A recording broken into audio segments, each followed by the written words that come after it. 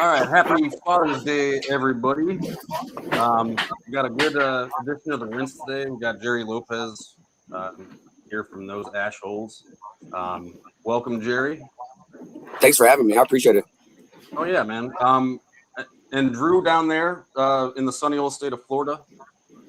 Hey, just living the dream.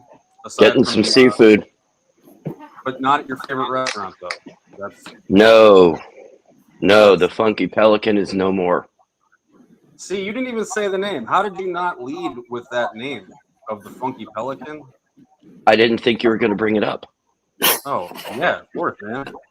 All right, so yeah, Jerry, this actually all started because of you guys did a podcast of episode of Those Ashholes like a couple weeks ago, and you were really touching on, you know, the importance of fathers and how fathers are kind of like, you know, the fifth or the sixth or, you know, 20th most important thing, like, you know, the video does. Do you want to talk a little bit about, you know, that segment? Because I feel like you got a lot of like good traction from that and a lot of positive feedback from everybody. So just completely up front, that was unplanned 100%. So we had maybe 5 or 6 talking points we were going to talk about, just current events. Then we talked about how Jody Alvey, Brian Alvey, my co-host wife, was running for office, and how he kind of like had to hold it down in the background. It was like a switch of roles. Brian's always the guy out running around, politicking with everybody. Well, now he's out being the supportive role. Well, with that comes like, you know, different things you got to take care of. And I just looked at him and I said, man, you're a good dad. Like one of my big things is like, as guys, we're like, hey, how are you doing, Drew? Like, I'm good. I'm like, no, really, how are you doing? Like, I'm good. It's just, we always say I'm good. Same thing. If somebody gives you a compliment, you just say thanks. Like, you don't even really hear the compliment, right? So I said, man, you're a good dad. And he said, thanks. And I said, no, sit on that for a little bit. He said, all right, man, you're a good dad too. And I was like, man, like, thanks for saying that, because nobody says that. And then I went into like, you know, as a divorced dad, nobody really talks about the depression and things that come along with being a dad, right? It's just an afterthought. Most people think, I bet you're happy you don't have the kids. And I'm like, that's not the fact for a lot of people, right? I mean, I'm in an apartment by myself. For 10 days, I had my kids in Florida. Like when you open the door, it's shocking, and people don't think about that. It's like, oh, you don't have it anymore. It's like, I'd rather have a mess to pick up. So we had this little thing, and when I left, so I was in tears. And then when we left, I looked at both of them. I was like, I hated it. I don't want to do this anymore. Like I was very uncomfortable. And I get home and it's just bing, bing, bing, bing, bing, just DMs and all this stuff. And out of the woodwork were thousands of guys that are like, man, me too. It sucks. And I thought I was the only one. And that was kind of the catalyst for me to be like, I'm just going to start being open about how I feel about stuff, because I think we all feel the same way. Just nobody wants to, I call it turn your test in first, right? When you were in high school and one person turned their test, everybody else has done it at the same time somehow, right? So I don't mind. I don't mind turning my test in first when it comes to any of this stuff. No, that's a really good point. Like, and you mentioned too, like, I think when I reached out to you, I said something like, you guys talked about how quiet the house gets, like when the kids are gone. And like, that was one of the things that I hadn't even like, that kind of hit me hard, because I'm like, yeah, man, it's like nonstop action kind of like when they're here, but then when they're gone, it's like you miss having something to pick up or having something to, you know, question. They're there, they're playing, the toys are on the ground. Okay, I got to take you to mom's house. Now you're starting to get sad. And then you drop them off, you cry a couple tears, you get back home, and now you have to pick up all the fun around the house that you had all weekend. And guess your what? Feelings. And nobody cares that you're there. Nobody's saying daddy. Nobody's asking you for anything. It's a very deafening silence. Oh yeah, totally. But I feel like it, you know, even especially talking about this kind of stuff, it really makes you kind of appreciate the moments that you do have with them too. And and that's kind of a strong point of being vocal about it, or at least like not feeling any kind of stigma or shame about like talking, you know, giving compliments to others. Like, cause even giving compliments to other guys, like some guys, like they just can't either give or accept a compliment. Like, what does that mean? It's like, it means you're a good dad. Don't look, not everything is like double-edged swords, you know? Yeah, we're just not used to it. We're just not used. I mean, how many times in your life has somebody said you're a good dad? You probably count them on 2 hands in your whole life, right? Like it's something that means the world to us. They say it a lot, I think. Sarcastically, they say it a lot. Yeah. But yeah, like I feel when you get that actual genuine compliment, it is nice. Yeah. Oh, yeah, we got Ducky in the chat. We got Larry Silver. All right, things going good. Let me, Jerry, you brought up the vacation. So you, yeah, tell me about that. You guys went to Florida for 10 days? Yeah. So my wife and I, my ex-wife and I, we got divorced, I don't know, a couple years ago. We're good friends. We're fine. But her mom has MS and they moved to Florida. Her parents moved to Florida. She's a nurse. And with that means like the kids are moving to Florida. So that's a whole nother thing that I had to deal with, right? Like, so going to Florida to visit the kids, that's why when you look, it's so busy, but I'm trying to get everything done in 10 days, right? Yeah, totally.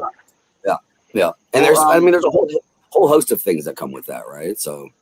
Well, no, and like that's what I really look forward to, or like those moments that where you can like plan like a trip or plan an event. I'm gonna ask you guys about your favorite vacation with your kids, but Jerry, you actually too, you made a trip with your son this year earlier, right, to the NCAA finals. Yeah. We went to the final game, just me and him, and to me it was the prices were crazy, but that's something that we'll both remember for the rest of our lives, right? So to me it was a bingo card moment. Have you ever been to the finals? Yeah, I went with my dad. Yeah, totally, man. Drew, what about do you have a favorite vacation that you took your kids on? Yeah, we've driven down here to Florida a couple times. That's always fun. We stay here where my father passed away a few years ago. We're staying at their house right now. Really, anytime I get to come down here, weather's nice. The rain kind of sucks, but it goes away quickly. It's been a good time. It's been a good time down here. I need to find a new seafood place though. That's for sure. Yeah, man. The Funky Pelicans. God, I want to get like a sign now for that. Hey, the hotel we were at had a Mr. and Mrs. Crab next door. I ate seafood every single night, and then came back and was like withdrawing from crab cakes and stuff. It was not good. Where were you? Where were you? Clearwater, St. Pete. Clearwater, St. Pete. Gulf side? Yeah. That's okay. Okay. Where Ormond is like right by Daytona. We're on the Atlantic side. So I need to, my dad took me and my brother down to Daytona when I always liked the vacations when it was just like me and my dad and my brother too. He would take us down we went to Daytona once, and it was just vacations with just dad or like in certain styles like way more relaxed and like there's no plan. It's just No, we wing it. Yeah, it's so like nice. There's no like, well, what about this? What about that? It's like, no, just we're gonna have a good time. We'll do that too. We'll do that too. We'll do that after this. Yeah, I'm not saying it's the mom's fault, in all of this, but no. Let's actually do a toast to Drew's dad, your dad. My dad. Just cheers to all dads. Happy Father's Day. Happy Father's Day. I need to go get a beverage. I'm going to step out for one moment. I'll be right back. All right.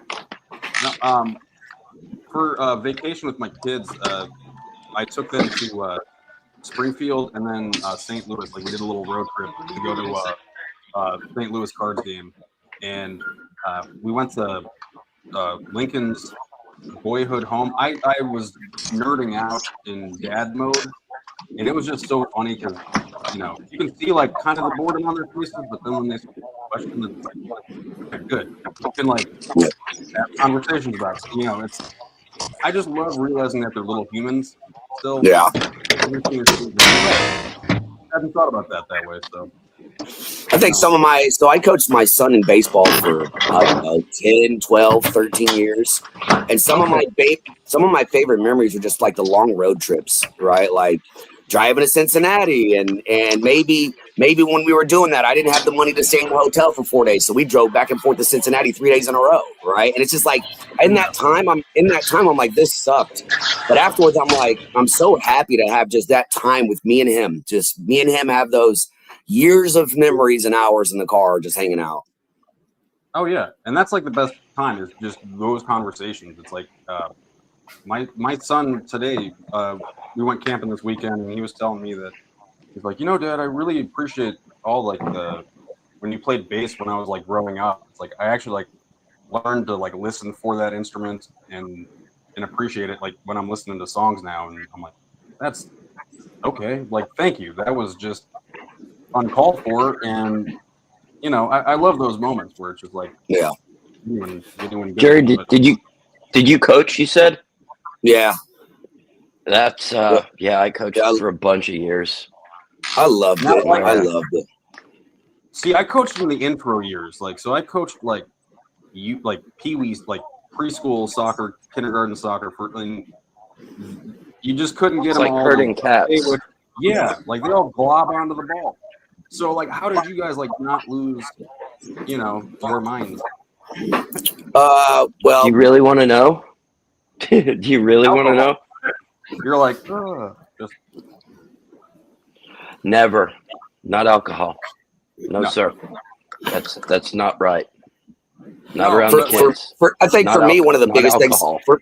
For me, one of the biggest things I realized, like looking back, there's a lot of things I wish I would have done differently, right? But coaching my team, because it's like, who cares that you missed the ball? You're going to, little did I know you'd miss that ball every season, at least once or twice, right? So it's like realizing that I get to share this game with my son, and eventually it'll be over for both of us. And I wish that like in those moments, I just would have just appreciated the moment instead of just being caught up on the final score, if that makes sense.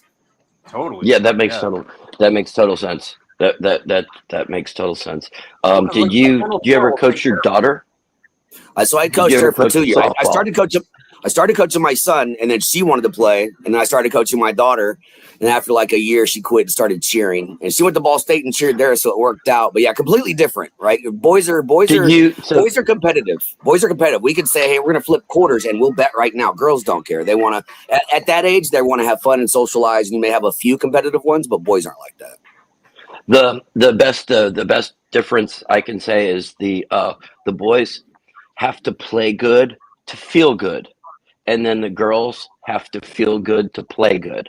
And I could never ever get used to the singing in the dugout. Oh my god! Yeah.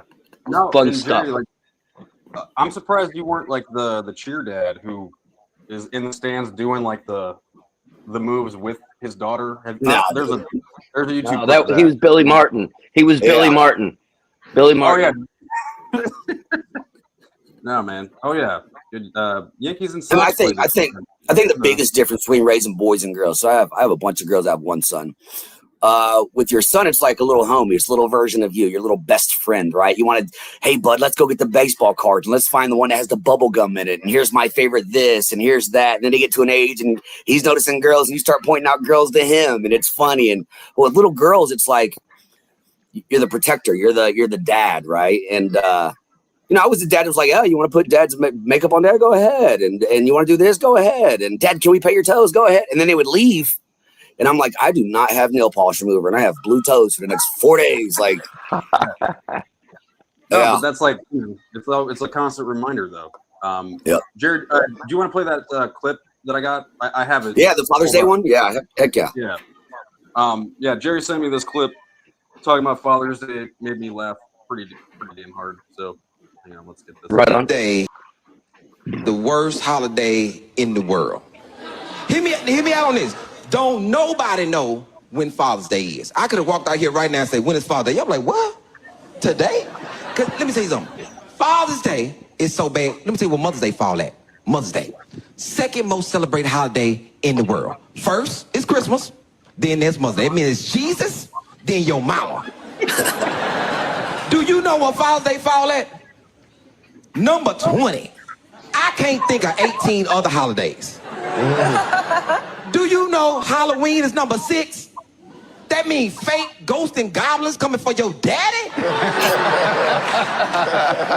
Let me tell you why Father's Day is so bad. Because of mothers. Mothers are really cheap doing Father's Day. Children come to their daddy. Children come to their daddy. Hey, I want to get my mama something for Mother's Day. We go so deep in our pocket, we touch our kneecap. Go and get that money.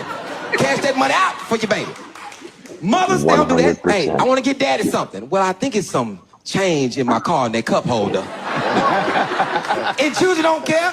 Ain't no sales for fathers. Mothers have a lot of sales. The Didn't before know Mother's Day Father's Day. sale, the during Mother's Day sale, the don't forget your Mama's Day sale after Mother's Day.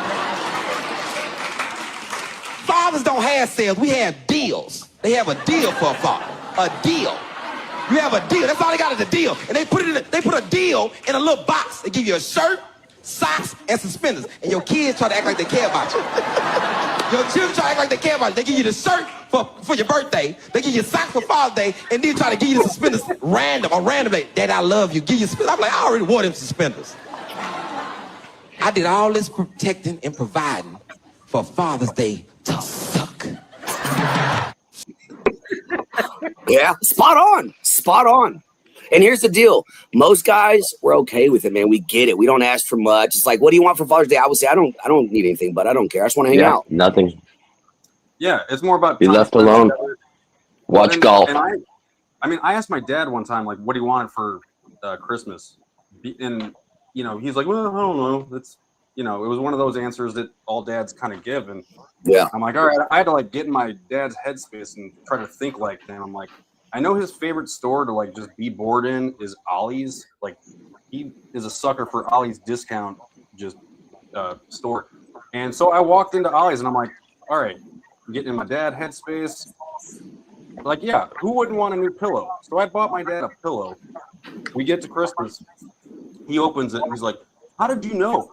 Like, me and your mom just got into a big argument about pillows. And I started laughing my ass off because I'm like, no, like, that was just, yeah, I had to, like, get you what I thought you would get if you were an Ollie and bored. So, yeah, man, getting gifts from dad's weird. Well, and most of the time, there's a reason I haven't already got it for myself, right? It's either, I wanted the PS5 for a long time, but I wasn't going to spend $500 for it, and I don't want to ask you for it for Father's Day, so we're just not going to have it until I want to get it. It's for me, what I've learned is as long as you get sweats, it's a perfect gift. I will take sweats. Great sweatpants. New Great hats. sweatpants. Hey, new hats. Give me a new Yankee hat or something all day. I'm good with that. Oh, totally. I saw that. I did see your new Yankees hat though, Jerry. Nice, dude. Good I made a mistake. So I always wore 7 1/4, and then I shaved my head, so it's a little loose now. So yeah. Oh, I thought you. For some reason, I thought you were 7 1/8. No, I wish you'd have told me before I bought it. Well, wait. Like, how did you guys both find out you were going to be a dad? Like, when did you guys find out and have a reaction, or was it like slow? No, I had a reaction. I called my mom crying. Yeah, that's true story. That's true story. No, yeah. So that's what. Yeah. Yeah. So my biological father, who we're on good terms now, never really was around. Him and my mom got divorced when I was young. He moved to Florida, so I was raised by my mom, and because of that, the person I am now is the person like doesn't want my kids to feel like how I went through. Right. So like, I don't care if I'm divorced. I don't care if you're married to somebody else. This is not a dad situation. I'm dad. Right. And so I go to the service. I meet this girl. I'm 19. Obviously, everybody you meet when you're 19, you're in love. And she gets pregnant. And I got to call my mom and tell her I'm about to be a dad. Man, it was crazy. I was not ready for it. But, that's my oldest. She's Malia. I'll be 45 on Friday. She's going to be 23. And our relationship is special because, like, she's been with me through the whole thing, man.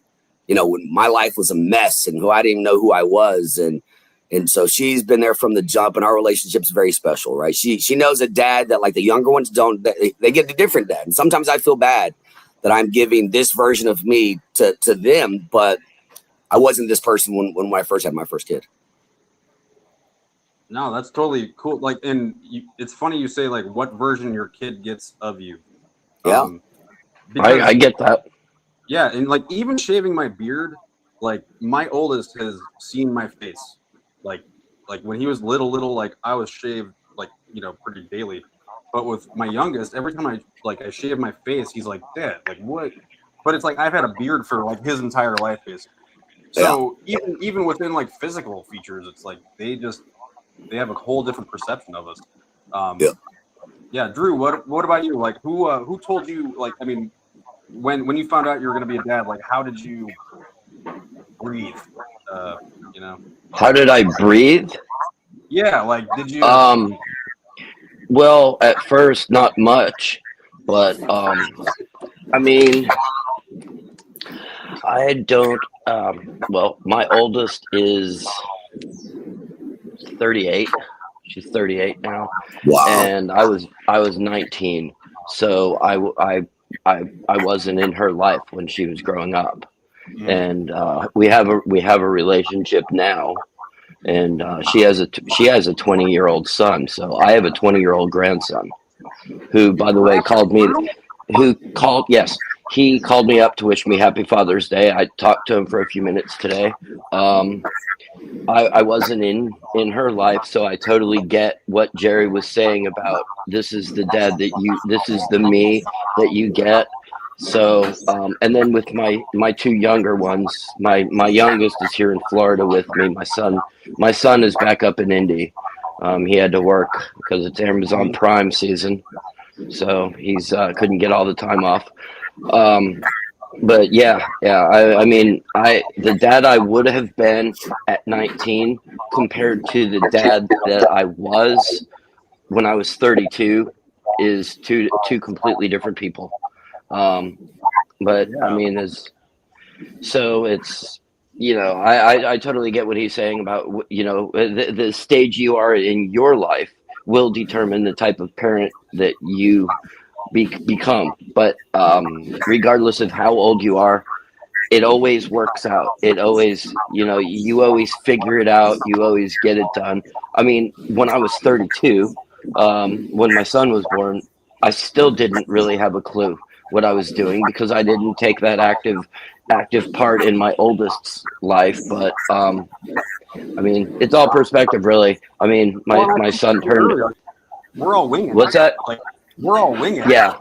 Yes. Nobody knows what they're doing. None of us know what we're doing, dude. Nobody knows what we're doing. There's no manual. There's no manual. Here's the other part. I think that I've gotten to become a better person when I started giving, even my biological dad grace, and my mom grace. Like, they didn't know what the hell they were doing, right? It's easy for me to blame everything on my dad and go, you weren't around, but I don't know what he was going through at that time, right? Like, so I am doing the best I can with what I know now. And I try to be fair to myself and go, well, the person that you were when you were 19 didn't know all this stuff. So don't feel bad about it. You only feel bad if you know better. And I didn't know better. And we adapt. Yeah. And we adapt. Yeah, no, it's like you take these lessons and you put them to use. I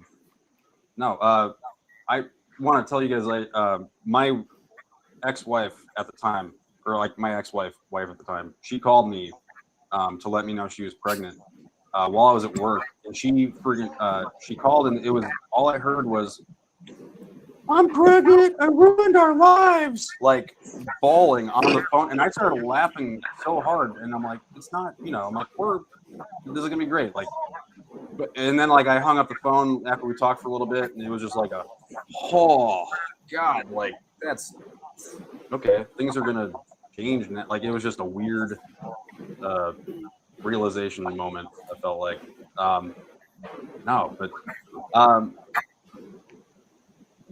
me see here. Do you guys have any dad jokes that you play on your kids still? I don't have any. See, John Schmitz would have like 8 billion ready to go, I think, if this were it. Yeah. Not a dad joke guy. Well, no, in my only dad joke that I do, at least for right now, is on my youngest son. I tell him that I'm ranked 3rd in the world at stick figure drawing. Like, and clearly there's no, governing body about stick figures. And why I can believe that, Brad. I actually no. I would. We're gonna do some research now and find out that there's like a FIFA World Cup of stick figure drawers.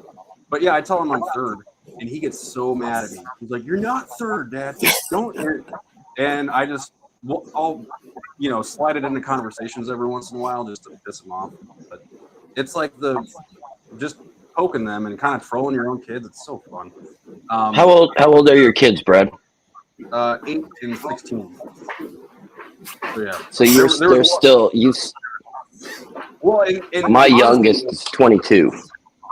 And that gap, though, it flies by so fast. Like, and so seeing them right now, like my oldest was 8 when my youngest was born, and that's like the age he is now. So Yeah. they're just, and trying to compare. It's when they're first born, right, you get these little benchmarks, right? You get she's flipping over when she's on her back, or she found her toes or whatever. But once they go to school, brother, it is first grade, second grade, and you really see how fast the years just fly by, man. And then the benchmarks become theirs. Yep. The benchmarks become, it's like the first one is like 10, they've reached double digits, and then it's teenager. 13 because they become a teenager, 16 because they're license. Driving, 18 because they're 21. And then unless you're a boy, then you get 25 for insurance. Oh yeah, that's true too. That's true too. Now let me see. Oh yeah, did you guys have anything that are your kids both all Yankees fans? No. So my son is a White Sox fan. What? Which is I don't care. Yeah, Good job. Can't make them perfect, dude. It is what it is. I will say when I saw this, so the big thing for this, and what was something you try to introduce your kids to, I'm going to change this a little bit. One thing I learned very quick, well, not very quickly, I've lost a lot of money doing this, but like buying them gifts that I would want, right? So when the hoverboards came out, those were what, $250? I went out and bought two, and they didn't give a crap about the hoverboards, right? So I'm out like, instead of getting what they would want, I got them what I thought that they would want, if that makes sense, right? And then I hurt my own feelings because they don't care about it. No. Yeah. I call it Clark Griswolding. Like you get into that National Lampoon's Christmas Vacation mode of wanting to have like the best Christmas of all time, and you build it up in your head, and it's just like nothing can match that. And really, if you're just more in tune with everything just kind of works out on its own.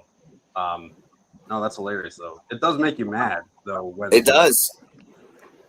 And I would put on movies and stuff, and it would just be like, "What? Like, why aren't you watching this?" He's like, "Dude, this is boring." I'm like, don't hurt my and I'm like, why are my feelings hurt from this little kid telling me that he doesn't want to watch a movie? I'm like, I got to reevaluate myself at that point.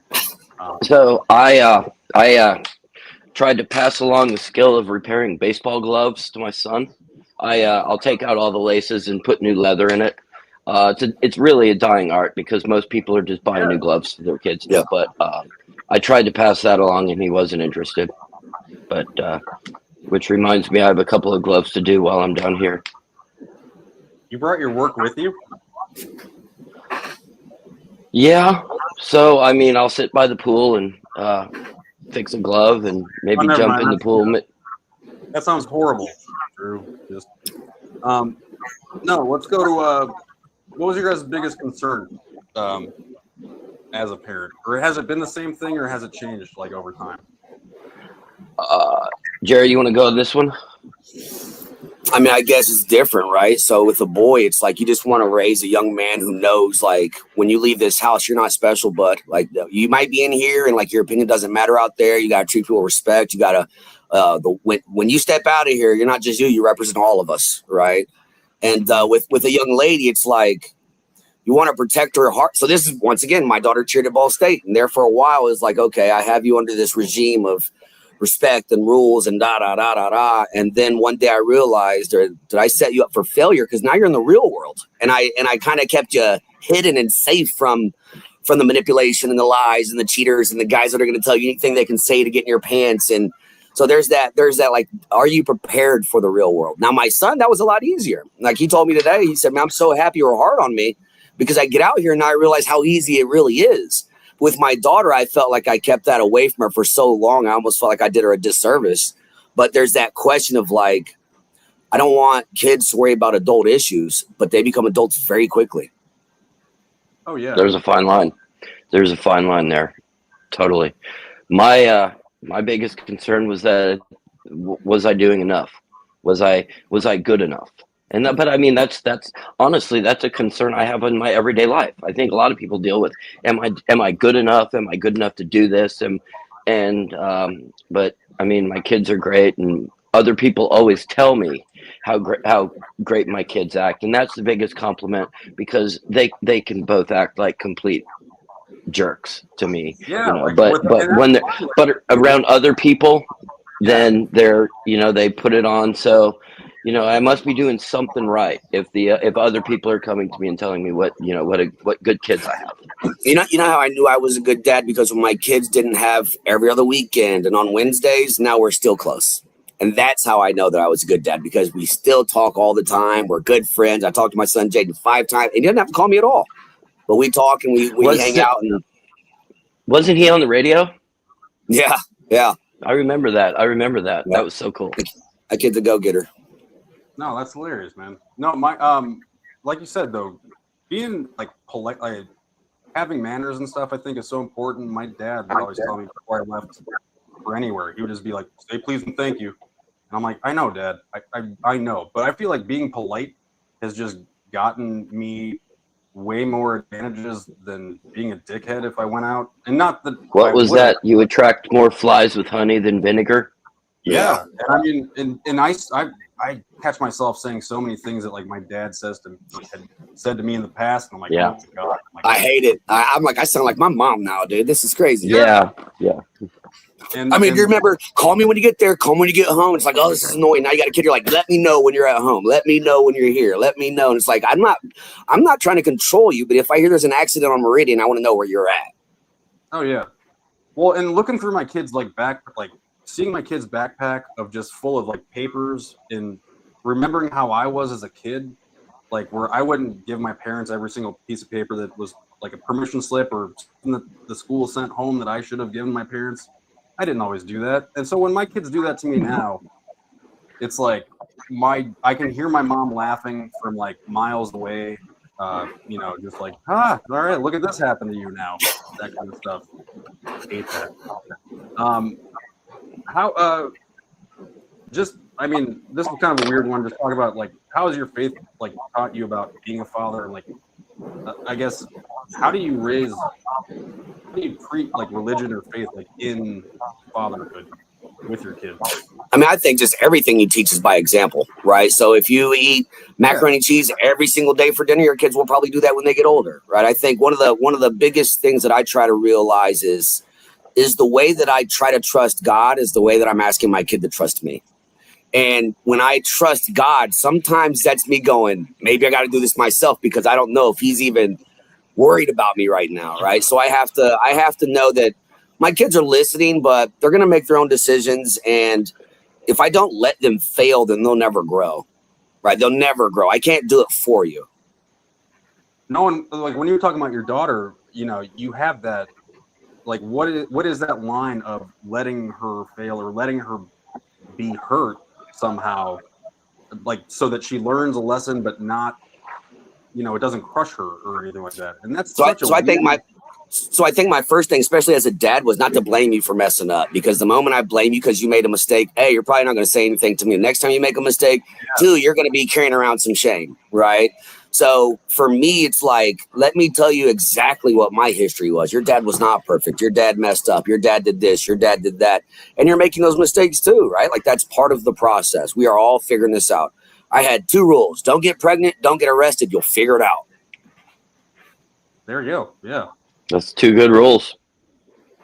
Drew, what about you? Like, did you, did being a father, like, did it change anything about your faith that were like make, when my kids were growing up, we didn't attend any church whatsoever. I taught my children to treat everybody with the same respect that they wanted to be treated. The golden rule. They've found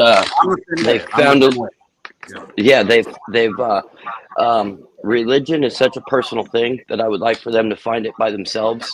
So after they get beyond a certain age, if that's something they want to pursue, then more power to them. I was raised Catholic, and I had to go to mass in Latin when I was in the early 70s.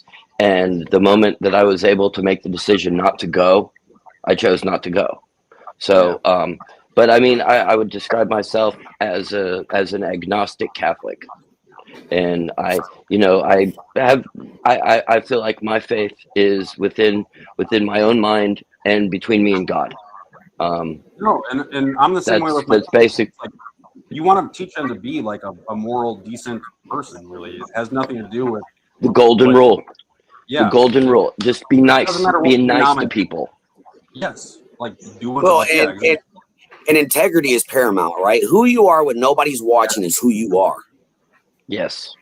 Yes, Absolutely. absolutely. Like you'll see a lot of these influencers that won't do anything until the camera's rolling, so they can Yep. get some content. And I mean, that's fake. I mean, that's just fake. And I mean, honestly, a lot of big religion is the same way. You see these churches that have these great big laser light shows. They have coffee houses. They have nightclubs attached to the church. And I mean, it seems like it's a big money making scheme. Whereas, you know, it's all in your heart. It's not in this big beautiful building with a coffee house and a laser light show. But I mean, that's just my opinion. My relationship with God grew in my bed, crying by myself, going, "What the hell am I supposed to do now, dude?" Mm-hmm. That's where my relationship with God grew. It wasn't showing up to church with everybody else and da-da-da. It's just me in despair going, "Dude, I'm sorry I haven't talked to you in a while. Are you still around? I need you, dude." Yeah. He's there. He's listening. Jerry's got to get going in a couple minutes here. I did want to ask one more question and then let him kind of tell me where we can find him and stuff. Sure. This was the one I wanted to ask both of you because I Drew and I talked about this a couple weeks ago, and I was laughing my ass off. How would you react to having a new child? Like, say you meet a girl, and like within like the next couple months, like she tells you that she's pregnant. Like, okay. I mean, we're assuming the relationship and everything is great, right? Just now I have a new kid, but I would be so happy, man. Being a dad to me it's all I know. And listen, I'm in a part in my life now where I'm trying to figure out who the hell is Jerry Lopez when he's not a dad, right? That's my next journey that I'm on now. So, if I got to do that again, man, I would be super happy. I also wouldn't care that they spilled the milk. I wouldn't care that they drew on the wall. I wouldn't care because who cares, man? Like, life is short and you'll miss that family photo on the wall that you're yelling about right now. Damn right, man. Yeah. Drew, okay. I mean, other than tired, I guess. Like, okay, first of all, dude, I'm 57 years old. I have no business having a kid. If it were ever to come down to that, it would be an announcement. Like, I'd gather my kids together and I'd be like, "Okay, guys, me and what's your name, Cinnamon, are going to be expecting a kid in about 9 months. Me and Mercedes are having a baby." Yes, or Diamond, or whatever. So, you guys are both young guys in your 40s. So, right? 40, 43, 44. So yeah, that's not that uncommon for guys your age to have children. But 57, I mean, it could happen. I think there's a lot of us right now there that would love to be dads, but are scared of what happens after that, right? Like, but everybody is learning and growing at the same time. I was not a great husband at 19. And no disrespect to her, she wasn't a great wife either at 19. Like, we're kids. But only one of us had to go now. But only one of us had to figure out how to grow up without being around the kids. And that's unfair to dads. Right? She messed up, I messed up, but you can continue the family, and I have to now figure out how to do this by myself. And I think that's why a lot of guys are just A, leaving the dating game, B, not getting married, and C, really pushing off children, because there's no incentive for us other than you're going to be hurt at the end if this doesn't go perfect. Hell yeah. All right, Jerry, tell us where we can find you this week, because you have some stuff coming. We do. So this Wednesday, Thursday, Friday, myself and Brian Albee are going to be hosting the 9 to noon show on WIBC 93.1. I'm on Facebook, Jerry Lopez on Facebook. And then we have a podcast called Those Ash Holes. And Ash Holes is one word, ASHHOLES. We do long form interviews and a recap every week. We had Max Engling. We've had Layman Brewster, the boxer. We've had all kinds of people. We have another live event coming up in July. Really excited about that. It seems like it's coming together, fellas. I don't want to count my chickens before they hatch, but maybe we're on the big things. No, man, Jerry, we really appreciate your time, man. So yeah, man, I've seen. I remember when you first got on WIBC. I mean, I've watched you get more and more stuff, and it's been really awesome. I remember I met you the first time. It was at Brad was there too. I met you and Brad at the same time. Oh, It was yeah, at that Gaylor Electric event. Where, it Fisher's was you. GOP party. Yes, Yeah. it was you and that one guy. I can't remember his name. Tony Kinnett. Never mind. Yeah. Oh yeah, No, the other him. one. Yeah. But no, yeah, Jerry.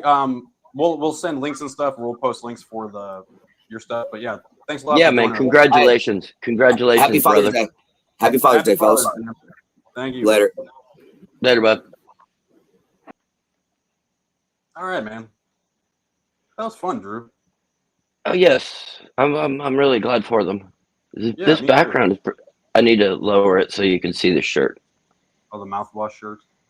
Yeah, told John I was going to wear a mouthwash shirt for tonight's show. I had zero signal this weekend, so like I have no like all I know is that Max won the Secretary of State race for the Republicans, but like I don't really know much else. And I'm gonna bring Mark on too, because originally I had him like I wanted him to kind of talk about what was happening while I was MIA through the weekend. I figured he would have a kind of a good, read on everything. So we're gonna bring him on. But before I do, like Drew, what did you think of the weekend? Well, there goes $40 down the drain. I lost $40 on Kalshi. Oh my God, I'm gonna kill you and Witty. Stop friggin' betting on Kalshi. Like, but I tell you what, there's already an it's called an investment opportunity. It's not betting, it's investing. And hey, Mark, but the new investment opportunity is betting on the Secretary of State's race, whether it will be a Republican or a Democrat to win. Oh yeah, that was the one that was at 16,000 when we saw it first, right? Yes. Did the Republicans one? Did it close out at like 85? Yes. Or I mean, no, it got up to like 120. Get out of here! It got up to 120. Yeah, if it's still available, I'll tell you. That's pretty crazy. Mark, how's it going? Doing okay, guys. Doing okay. We have to be careful with Mark. He's kind of frail right now. When isn't he? I wounded a paw yesterday. I was finishing a 5-mile race walk, and I didn't clear the curb just right. And I was right the next block over, and I wear a brace on my right wrist because I'm right dominant. And I guess I was trying to stop myself with my left hand, and it's not a fracture. I had it X-rayed and everything. Dude, is there any video? No, fortunately. Okay. I asked the two people from ICE that follow me around all over the place, and they were laughing too hard. So I don't think there's going to be any footage. So that's just one of those things. Yeah, I mean, I was trying to keep track of the stuff on Secretary of State this weekend, especially as squirrely as both parties are right now. And I think that there's some misunderstandings about the law involved too. Because when you've got, former Mayor Ballard is in the scope as far as people are talking about him being in as an independent. Here's the thing: people are talking about him being in as an independent and starting a new party somehow because he's on the ballot. The Lincoln Party isn't new. No, but also that you don't start a party by just having enough signatures to be on the ballot for one office, even if it's Secretary of State. You have to be on there for a party. It's the way the statute always was. And so you don't, just by getting on there doesn't mean I've created my own party. You're nominated. The Lincoln Party was there before him. The Lincoln Party has been around. Okay, well, I was unaware that was how he was doing it. I just heard, but then the other stuff was like, especially the way they were coming in at the last minute on the Republican convention. I was looking at some of the stuff about Max. A couple of the things were that there was a lot of negative stuff that had come out about him earlier. It was, and then all of a sudden it dries up and disappears. I also saw that there is a. Have you guys read the Hoosier Inquirer? Oh, I've never seen that one before. So it's salacious and it's rather extreme, but they're citing things. Okay, so they can be salacious and be off the wall.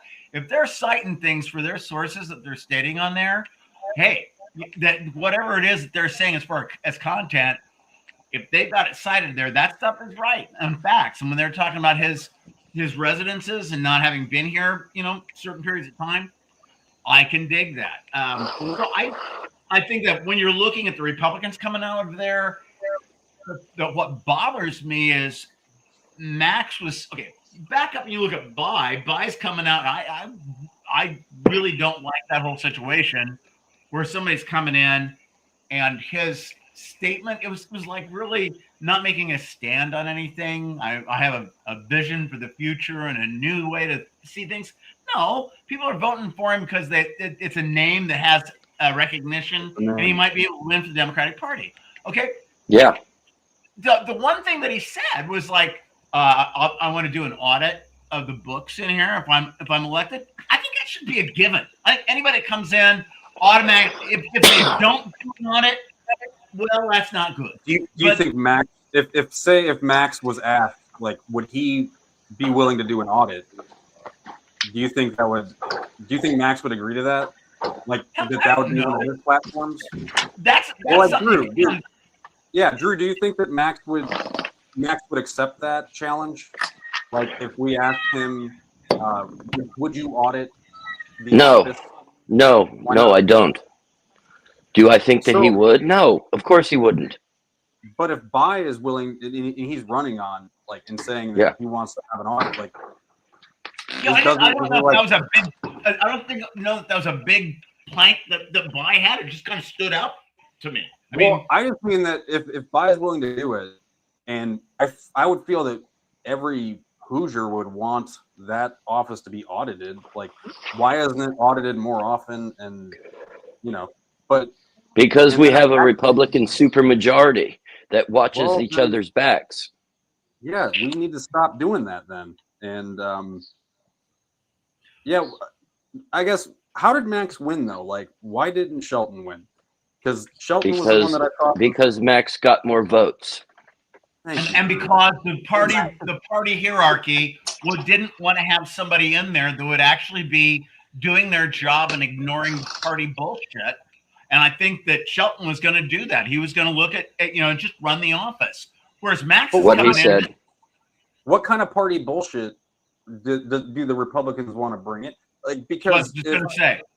Well, because you said if Buy does, Buy can't do anything. You said, like, really. Well, wait a minute. Let me explain.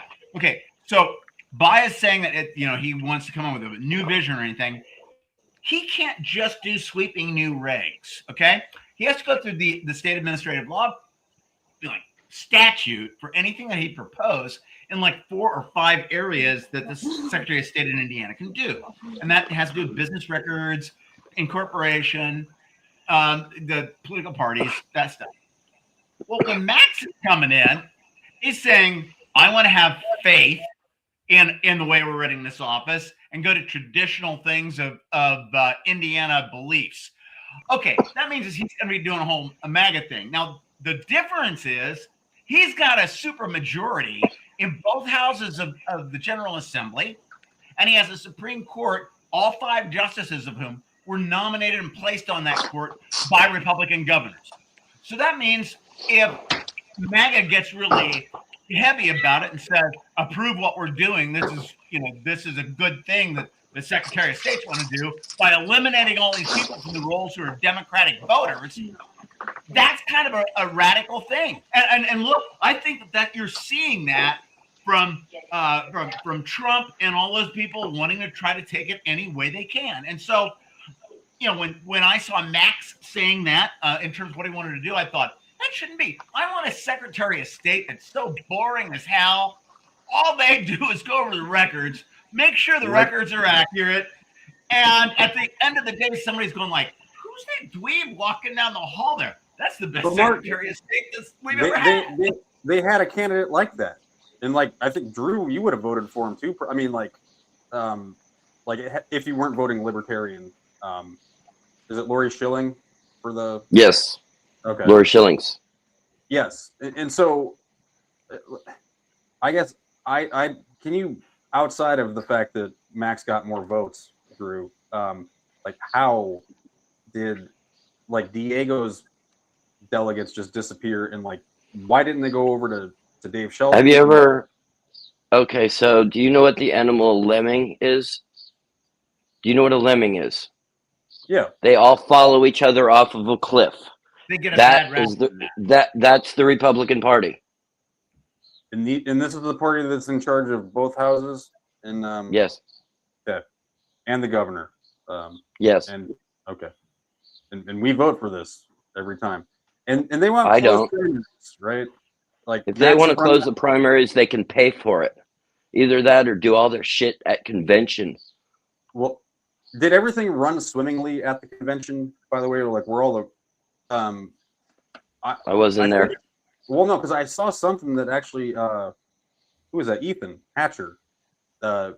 He wasn't allowed to vote as a delegate. Yes, Ethan missed the deadline to pay his delegate fee. Oh. How can you not, like, I mean, why can't you just pay it there? No, it's in the rules. It's in the rules. They've got it. It's in the rules. Yeah. Did this happen to like other people? I mean, probably. Okay. And in that case, and when that happens, what they do is the county chair, the county Republican chair, will appoint somebody. And they will appoint, and typically the person that they appoint is going to vote exactly how they're told. Because if they don't vote how they're told, they can be removed because they serve at the pleasure of the county chair. Mark, correct me if I'm wrong. Well, no, you're absolutely right. Rex Early called them mummy dummies. They just come in and the chair would appoint them, and they'd have to do what the chair wanted. Yeah. That's That's probably had a lot to do with Max winning. Was the appointed? That's how John Schmitz lost the Republican county chair for Marion County, because they came in and appointed a bunch of precinct committeemen, and all those people wanted Natalie Goodwin, who's turned out to be a complete fucking train wreck. Okay, wait. Which time that he tried for it? Last time or the time before? Because I was there. This last time, 24. Okay. This last time in 2024. Okay, 2022, I think, or 2020. I think it was 2020. It was 2020. It was 2020. Then I went in there, and I was one of John's delegates, and I was too in 24. I was elected as well. Like why does the Republicans like disenfranchise, like, or like they kind of push people away that? Because they're afraid of losing control. That's one. Another thing, they're afraid of losing control. Don't ever lose track of the fact that the leadership in either of the parties, once they get to a certain point from having super majorities and everything, will turn that way. All of a sudden, they are the party, and the people are not the party. And look what happened. Richard Lugar is a good example of somebody who's fantastic politician, fantastic senator, was trying to get rid of nuclear weapons and everything. Just stopped coming back to Indiana. He didn't really have a house here. He had a farm down there in Decatur Township. And if he'd had a cookout every summer, just coming on out with Lugers and everything, he would have gotten reelected. But instead, he had this distance. He's been in 6 terms. Nobody in Indiana had ever gone for 6 terms, U.S. Senate. So you get this detachment. It's no longer your home. And you get the leadership. Banks will probably go 6 terms. Jim Banks will probably get 6 terms. Why? Drew? Why? Why? Yeah. He just probably will. I don't want him to. And I didn't vote for him, and I never would. But how is he duping Indiana into voting for him though? Like, and following his lead, because he was really the ringleader behind Max. I mean, Yeah. I laugh every time. Like I was looking at some of the Turning Point people's Twitter. Oh, you mean today. the Turning Point incels? Yeah, they look like vampires, like all of them, really. But they were like, "Oh yeah, Max was the right." I'm like, when did you guys decide this? When They Max was- decided that when they were told. That's what they were told to think. Well, They're automatons. do you think, Drew, that it's coming from MAGA though? Because like Mark brought this up a little bit ago, and you kind of shook your head a little bit about, and I feel like the message is coming down through like Trump to banks, to our state, and that's That could be. That could be. It's not like direct to Indiana. I think but that's what I'm kind of worried about is, okay, why is Banks fighting so hard for this position? What do they want to do with that Secretary of State spot? It might be a point. It might be, what do they want to not be discovered? What do they want to keep under wraps? Because we're not going to get any. What's that? There's not going to be an audit or anything. Right? No, not unless if Bo wins, there might be. Yeah. That's okay. Also, you've got the Secretary of State's office, and they're the chief election officer in the state. And so there are a lot of things they can do administratively that don't constitute initiating rulemaking. That they, it's just. Have you guys ever worked the polls for elections? You should. I've sat outside of a polling station. That's not the same. I understand what you're doing. You're working for a candidate or something. Sign up. Work the polls next election. Because what you'll find is this. You're going to see a lot of what goes on. You're going to see a lot of what the rules are and how the rules are applied. You're going to see how everything is watched to the minute. You're going to see people having to come in and show IDs when they check in. When you get to the end of an hour working in there, you're going to wonder, how in the hell does anybody say anybody could pull a fast one with this election system? There's no way. And that's why whenever they try to find fraudulent voting, it doesn't turn up. It doesn't happen. So when you've got all the idea that they have in Indiana, it doesn't go that way. So go in there, but that's why they want the Secretary of State's office, because those people are not wanting to win the way anybody else would win by trying to give convincing arguments. They want to cheat and win, and that's the only way they can win. Do you guys think that they made a mistake not nominating Shelton? From their standpoint, no. From our standpoint, the people, yeah. I think it would have been a great Secretary of State. Yeah. I think I don't want to really go into too much.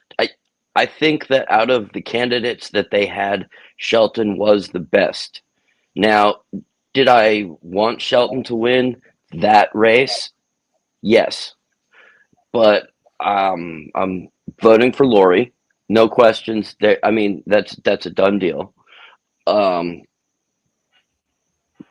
it really didn't matter too much to me, other than the fact that I lost money because Diego didn't win and Shelton didn't win, because I had money on both of those guys. What is the Cal sheet at right now for the Secretary of State race? Do you know? By the way, I just sent you a picture. Like a Happy Father's Day picture, or? Oh yes, okay. Right now it has the Republican Party with a 66% chance of winning, and the Democrat Party with a 38% chance of winning. What's the overall volume? That's 104%. I know. They figure it out other than the traditional way. There is a total of $16,786 invested in that race right now. All right. So we have what, like 4 months, 5 months, 4 months basically until it'll be up. It'll be up over 1 million. It'll be up over 1 million. You think over 1 million? Yes. Mark, are you gonna guess like $1? Use like Price is Right style? of I not going wouldn't- over? I'm in a different state, man. I'm in a different state. Doesn't mean and- you can't have an opinion. Yeah. Oh, I have opinions. It doesn't mean I don't. I have to bet. I mean, because No, Well, you're no, not like, betting. Yeah, no, like how much do you think that bet will get to? Like Drew's I saying don't know. $1 million. I'm gonna guess like 500,000. I don't just have enough background in that and on those types of bets to be able to say that. neither do I. And that's like I think this is gonna be the scary thing to see is like, okay, well, how fast does all this move and why is it gonna be moving? Do you think that the Republicans are gonna stop using Kalshi as a as an advertisement for how good their candidate is doing? Well, I don't think that. Actually, I think my $1 million is way off because I don't think that the Republican Party is going to get as involved in this particular race because it's a Republican and a Democrat. So if But they they wanna dump beat a a bunch of bye. money, if what? They want to beat a buy, like though I think like and yeah, if like Mark said, like if Ballard's in it, I don't know how much they're gonna. I'm always like disturbed by how much is spent on campaigns, and so I wouldn't be surprised if some campaign money like found its way into these things to force things to look a certain way. Yeah. That wouldn't surprise me one bit. Incidentally, there was Bo Bai was on the Rob Kendall show the other last week. What show? Rob Kendall, the Rob Kendall show on YouTube, from 9 to 12 Monday through Friday. You'll find him at the Rob Kendall show. Anyway, Bo Bai was being he's hilarious on his own. I like that format, man. yeah. But anyway, he had Bo Bai on this week, and Bo Bai said two things that really piqued my interest. And that was he was talking about overturning Citizens United, which I know the Indiana Secretary of State has nothing to do with that. They might be able to file something. And then also he was talking about how he believed in ballot initiatives. And that's another thing that would require a constitutional amendment, which is not going to happen, more than likely not going to happen. But just the fact that he said that, which he wouldn't have said it if he knew that he really could do it, if you ask me. No, I don't know. You can say that. A couple of things. One is he's limited on what he can do in that office, and so when Right. he's making promises, people should hold him to what are you doing in this office. You also know he's looking down the road for the next higher office, and so people Yeah, should but hold him to this office. And also, if he says if he words it like I would like to see, how can you hold somebody to I would like to see? I would like to see Citizens United overturned. no. How do you hold me accountable for that? Okay, wait. Saying that is an Oh, yeah. area of law that directly affects the office for which he's running. That I Yes. think is a legit thing to give his opinion on and everything like that. If you're looking to broader political questions, though, that's something people are going to say right now, especially in the Democratic Party. Don't start that because you're basically criticizing him, and we've got to all stay together to get a Democrat winning statewide office. Okay, I understand that. But don't say we can't criticize him for once he's in or once he starts talking about those issues. Because when people are starting to say put a sock in it, we just got to stick together. No, you got two not-for-profit corporations that are in control of our political system. One is really going towards wanting to take the whole thing, and that's wrong. I mean, Boston Tea Party was done against the largest corporation in the world. That's why a lot of tea was thrown overboard. And so it's crap trying to say we want to go back to what the founding fathers would want. No, you don't. So. Well, and it's like with Max, how he was talking about, we want to get back to Hoosier values, or like conservative. How is that any of his job? No, exactly. It's So not. what's going to happen though when do you think at any point in his campaign they will, say we can't vote for Bo Bai? He's a Democrat. He's going to put women or men and women's sports, and he's going to have trans for everybody. Like I feel like even though that isn't anything to do with the job of Secretary of State, they're going to try to paint Bo Bai as like this, as a leftist whatever. But isn't that the same argument though? It's like he has nothing to do with that. So That's you right. vote. Yeah. Yes, it is the same argument. That's like that would be like a Secretary of State talking about the abortion issue. It's like something that they have their personal beliefs, but it's something that office has absolutely nothing to do with. So yeah, same thing. Or talking about a Chicago White Sox fan discussing good baseball in the South Side of Chicago. You mean the first place Chicago White Sox that lost to the Yankees? I know once or twice, but that yeah.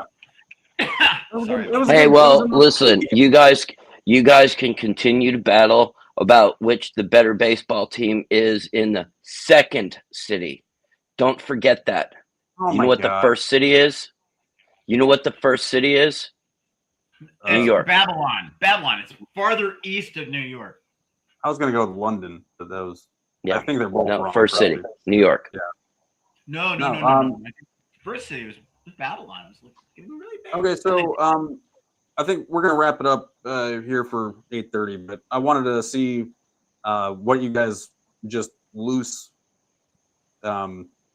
predictions on November for the Secretary of State. Drew, you go first. I just want them all to have fun. It's like watching sports ball. You just hope both teams have fun, and I hope Indiana doesn't. No, I hope Lori wins. Yeah, I mean,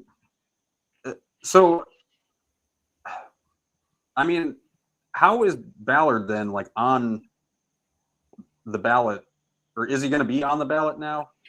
Okay, realize it's starting to look more and more. They're not counting them yet. There's always a rule of physics. I've been trying to tell people. When they get in there with those signatures, that election board will say, oh my, you've got 37,000, you need 3,000, but all these are bad. You're 8 short.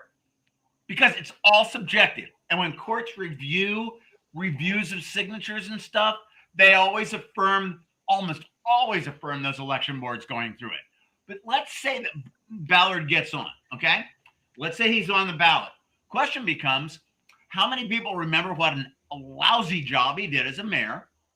And are there enough people who think that they don't care about that? We'll remind them. Huh?